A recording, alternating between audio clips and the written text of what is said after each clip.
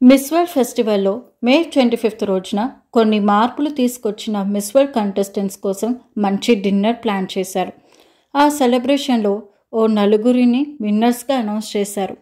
ప్యూర్టోరికోకి చెందిన అమ్మాయి వలీరియా చెవిటి పిల్లలు, డౌన్ సిండ్రోమ్ కలిగిన వారు మరియు క్యాన్సర్తో పోరాటం చేస్తున్న కుటుంబాలకు సహాయం చేస్తుంది.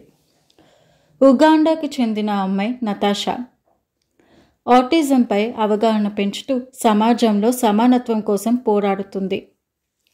వేల్స్కి చెందిన అమ్మాయి మిలిమే ఆడమ్స్ ట్రాజెడీని ఒక లైఫ్ సేవింగ్ క్యాంపెయిన్గా మార్చింది. యూత్కి ఫస్ట్ ఎయిడ్ ట్రైనింగ్ ఇస్తుంది. ఇండోనేషియాకి చెందిన అమ్మాయి మోనికా పరిశుభ్రమైన నీటిని మరియు గౌరవాన్ని రిమోట్ కమ్యూనిటీస్కి అందిస్తుంది.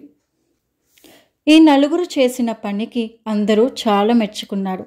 ఇలా ఆ నలుగురు మిస్ వరల్డ్ 2025 టాప్ 10లో డైరెక్ట్ ఎంట్రీ పొందారు. సూపర్ కదా. ట్రూ బ్యూటీ అంటే అందం ఒకటే కాదు, పర్పస్, ప్యాషన్ అండ్ సర్వీస్ కూడా ఉండాలి అని తెలియజేశారు. మరి మీ అభిప్రాయాలేంటో కింద కామెంట్ సెక్షన్లో తెలియజేయండి. ఇంట్రెస్టింగ్గా ఉంటే ఒక లైక్ కొట్టండి, ఫ్రెండ్స్కి షేర్ చేయండి అండ్ సబ్స్క్రైబ్ చేయడం మర్చిపోకండి.